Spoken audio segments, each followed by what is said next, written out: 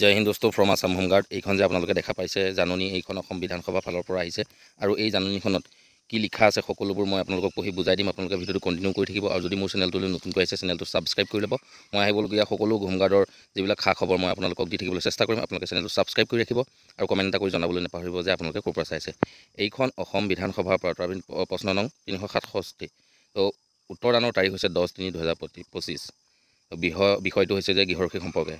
ইয়াৰ শ্ৰী বিনোদ হাজৰিকা মাননীয় বিধায়ক। মাননীয় গৃহ বিভাগৰ মন্ত্ৰী মহোদয়ে অনুগ্ৰহ কৰি জনাবনে। 3টা প্ৰশ্ন কৰিছিলে আৰু এই প্ৰশ্নৰ উত্তৰ কি আহিলে সেইখনেই হৈছে এইখন জাননী। আমাৰ বৰ্তমান অসম চৰকাৰৰ অধীনত মকৰল হৈ থকা মুঠ গৃহৰক্ষী বাহিনী জোৱানৰ সংখ্যা কিমান? ইয়াৰে ডিব্ৰুগড় জিলাত মকৰল হৈ থকা গৃহৰক্ষী বাহিনী জোৱানৰ সংখ্যা কিমান? আৰু এই গৃহৰক্ষী বাহিনী জোৱানসকলক স্থায়ী নিযুক্তি প্ৰদানৰ ক্ষেত্ৰত চৰকাৰে কিবা পদক্ষেপ গ্ৰহণ কৰিছেনে? যদি কৰিছে কেনেধৰণৰ পদক্ষেপ গ্ৰহণ কৰিছে বিতংভাৱে জনাব লাগে। আৰু বিধানসভা ফালৰ পৰা উত্তৰ আহিল। মাননীয় গৃহ বিভাগৰ মন্ত্ৰী শ্ৰী ৰূপেশ গোৱালাদেৱে উত্তৰ দিলে যে বৰ্তমান অসম চৰকাৰৰ অধীনত কৰ্মৰত হৈ থকা গৃহৰক্ষী স্বেচ্ছাসেৱকৰ সংখ্যা 17,354 জন। ইয়াৰ ভিতৰত ডিব্ৰুগড় জিলাত সক্ৰিয় গৃহৰক্ষী স্বেচ্ছাসেৱকৰ সংখ্যা 1,728 জন। ইয়াৰে 1,687 জন গৃহৰক্ষী স্বেচ্ছাসেৱক কৰ্তব্যত মকৰল হৈ আছে। আৰু সঞ্চালক প্ৰধান অগ্নি নিৰ্বাপক বাহিনী আৰু গৃহৰক্ষী গৃহ পৰিক্ৰমা মন্ত্ৰালয়, ভাৰত চৰকাৰ, হোমগাৰ্ড কম্পেণ্ডিয়াম অফ ইনষ্ট্ৰাকশ্যন আৰু অসম গৃহৰক্ষী আইন 1947 সংশোধিত 2015 মৰ্মে গৃহৰক্ষীসকল সম্পূৰ্ণভাৱে স্বেচ্ছাসেৱক।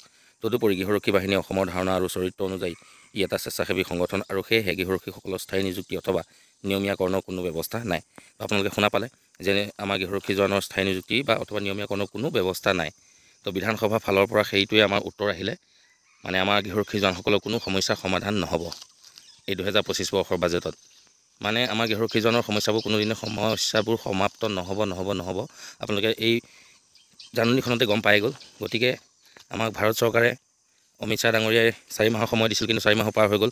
ভাবিছিলোঁ যে বিধানসভা বাজেটতে কিবা ধৰিব, কিন্তু একো বৰ্তমানলৈকে নধৰিলে। খুব দুখিত, বেয়া লাগিছে।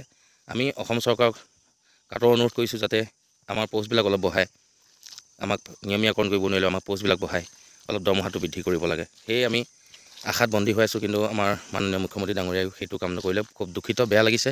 আৰু ভাৰত চৰকাৰৰ ওপৰত আশা কি কৰে আগন্তুক।